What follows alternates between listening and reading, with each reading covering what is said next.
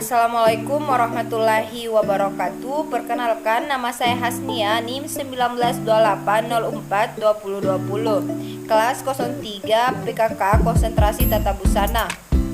Baiklah, pertama-tama marilah kita memanjatkan puji dan syukur kehadirat Allah Subhanahu wa Ta'ala, karena atas rahmatnya dan hidayahnya kita masih bisa melakukan perkuliahan secara daring ini. Salam dan salawat tak lupa pula kita kirimkan kepada Nabiullah Muhammad SAW, Nabi yang telah membawa kita dari zaman kebodohan menuju zaman kepintaran seperti sekarang ini. Baiklah, pada kesempatan ini saya akan memaparkan materi tentang komponen-komponen dalam pembelajaran. Dan selanjutnya saya akan menjelaskan tentang kemampuan apa saja yang harus dimiliki oleh peserta didik. Ada 17 kemampuan yang perlu dimiliki yang terbagi dalam 3 kategori. Yang pertama itu foundational literasi atau kemampuan literasi dasar. Kemampuan literasi dasar diperlukan untuk bisa menjalankan kegiatan hingga kewajiban sehari-hari. Kemampuan ini umumnya dipelajari di sekolah dan di rumah, yakni pertama literasi baca tulis, yang kedua numerasi, yang ketiga literasi sains, yang keempat literasi digital, yang kelima literasi finansial, dan yang keenam itu literasi budaya dan kewarganegaraan.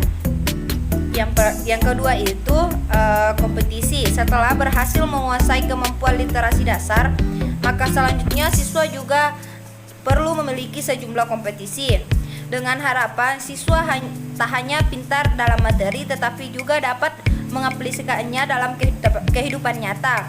Kompetisi tersebut antara lain, yang pertama mampu berpikir kritis dan memecahkan masalah, yang kedua kreativitas, yang ketiga itu kemampuan berkomunikasi dengan baik, yang keempat itu mampu berkolaborasi atau bekerja dalam tim.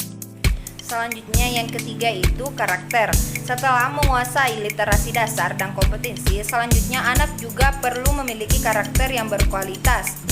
Karakter yang berkualitas akan membuat anak tergerak untuk melakukan perbuatan-perbuatan yang positif di lingkungan sekitar melalui cara bersikap, berperilaku dan bertindak untuk hidup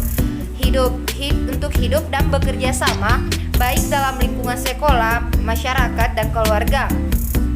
Berikut sejumlah karakter yang perlu diasah dalam diri anak agar ia tidak hanya peduli kepada dirinya sendiri tetapi juga peduli terhadap orang lain. Yang pertama itu keingintahuan, yang kedua itu inisiatif, yang ketiga ketekunan, yang keempat itu kemampuan beradaptasi, yang kelima itu kepemimpinan, yang keenam itu kesadaran sosial dan budaya, yang ketujuh itu empati. Baik, setelah saya menjelaskan tentang kemampuan yang harus dimiliki peserta didik, selanjutnya saya akan menjelaskan tentang prosedur dan sumber mana yang dapat digunakan untuk mencapai kemampuan tersebut. Baik, saya akan menjelaskan tentang prosedur pembelajaran.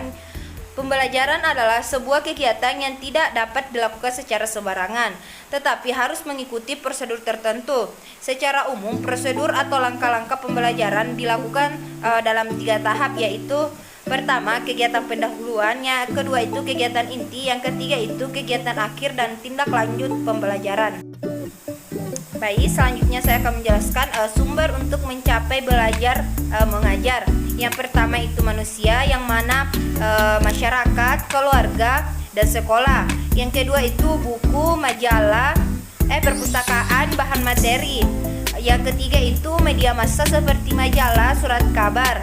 Yang keempat itu alam lingkungan. Yang kelima itu alat pengajar atau perlengkapan seperti buku, spidol, papan tulis.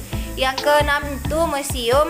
Yang ketujuh itu aktivitas yang meliputi pengajaran berprogram, simulasi, karya wisata, sistem pengajaran modul. Baik, terakhir saya akan menjelaskan tentang bagaimana cara mengetahui kemampuan yang diinginkan telah terbentuk.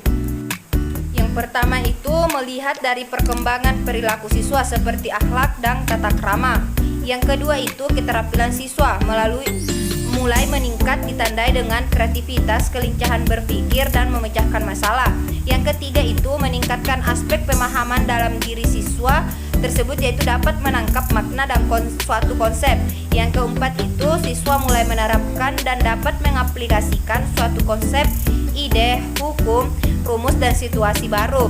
Yang kelima itu dapat menganalisis atau mengurusi suatu permasalahan. Baik, itulah tadi materi yang telah saya paparkan tentang komponen-komponen dalam pembelajaran. Semoga dapat bermanfaat untuk kita semua. Kurang dan lebihnya mohon dimaafkan. Wassalamualaikum warahmatullahi wabarakatuh.